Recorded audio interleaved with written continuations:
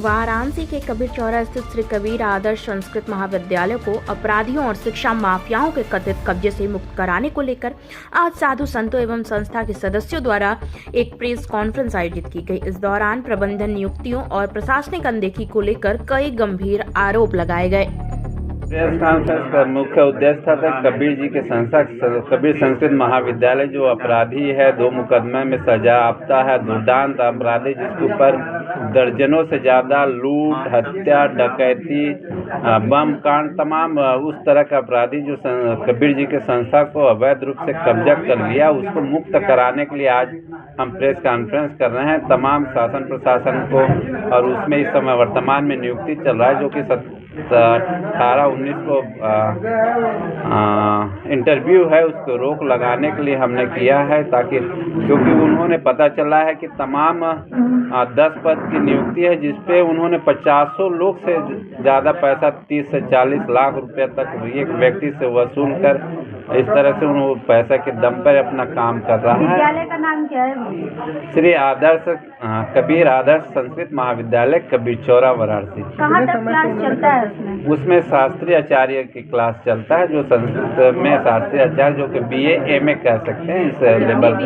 इस तरह की भ्रष्टाचार ये तो 2017 से एक बार जारी हुआ, उस समय हम लोग रुकवाए, लेकिन इधर भी फिर चालू हुआ, उन्होंने पुनः विज्ञापन उसी पे निकाल कर, जबकि उसको अध्यक्ष जी ने रुकवा। 2017 से पहले विद्यालय कौन चलाता था? 2017 से पहले हमारे अध्यक्ष जी संसरण जी, उस मंत्री उस समय राम मिलन गोस्वामी जी थे, वो चलाते थे। लेकिन जब राम मिलन गोस्वामी जी को पैरालिसिस हुआ तो अवैध रूप से कब्जा करके पूरे कब्जा कर लिया। और जो वहाँ के साधु संत कई लोग को डरा धमका, क्योंकि उनके ऊपर तो दुर्दांत अपराधी, तो कई संत लोग डरते थे, इस मामले में कुछ बोले भी नहीं। लेकिन हमने उसको हटाया, उस समय हटाया, लेकिन हमारे ये में था। लेकिन उस समय फिर उन्होंने बाद में एक फर्जी मुकदमा करके और चिट फंड सोसाइटी से अपना पंजीकृत कराकर उन्होंने उस विद्यालय को कब्जा कर लिया। 2017 से भ्रष्टाचार हो रही है, प्रशासन वगैरह की सब बातों का हमने प्रशासन को कराया, अवगत कराया, सारी लोग को चिट फंड सोसाइटी में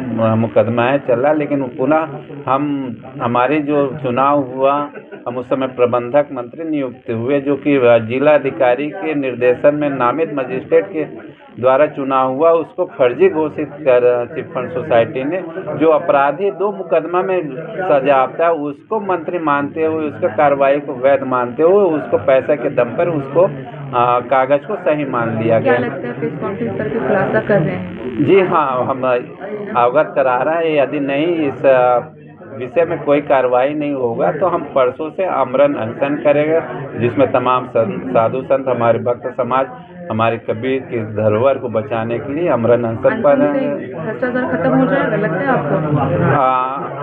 नहीं होगा, लेकिन हम एक प्रयास कर रहे हैं, हम एक साइलेंट रूप में कर रहे हैं। मांग है सरकार से? हमारे मांग है कि उस अपराधी जो विद्यालय को मुक्त करे और दूसरी जो नियुक्ति हो रहा है उस पर तत्काल रोक लगाया जाए, ताकि सही तथ्यों पे काम हो सके। विद्यालय का ओरिजिनल दस्तावेज आपके पास? हाँ, मेरे पास सारी चीज़ें हैं, मैं आपको ये दिखाना चाहता हूँ। जो कि वो व्यक्ति हमने तमाम मंत्री विधायक ने भी इस विषय में कुलपति, कुल सचिव वगैरह को अवगत कराया, लेकिन कोई कार्रवाई नहीं हुआ। अभी माननीय कैबिनेट मंत्री ओम प्रकाश राजभर जी ने किया।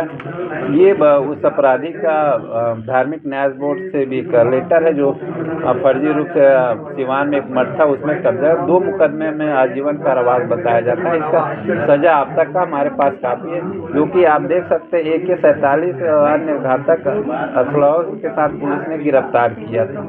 तो इस तरह हो सकता है आने वाले समय में एक बड़ी घटना को हम जान सकते। देख रहे हैं दर्जनों से ऊपर ये मुकदमा है। जो हम लोगों की इतनी FIR है जहाँ योगी सरकार जीरो क्राइम के लिए बात करती है, और ऐसे ही एक मठ को कब्जा करके, मठ के विद्यालय को कब्जा करके माफिया बैठे हैं, उनके लिए कोई एक्शन क्यों नहीं? अभी तक क्यों एक्शन नहीं लिया मुझे भी समझ में नहीं आया, जबकि हमने बार बार इस विषय में अवगत कराई है। उनके 302 में सजा आपता का ये कॉपी, करीब 10 साल उन्होंने कारावास किया, उसके बाद में था। तो आज हम ये संपूर्णानंद विश्वविद्यालय के नियुक्ति पे शासन के द्वारा रोक है, उसके बावजूद विश्वविद्यालय इतनी तेजी कर रहा है, जबकि नियुक्ति बैकडेट में उन्होंने एक तरह से साइन किया शासन से। हमने चीफ संपूर्णानंद से अटैच है। हाँ, संपूर्णानंद से अटैच है, क्योंकि संस्कृत महाविद्यालय है, इसलिए संपूर्णानंद से अटैच है।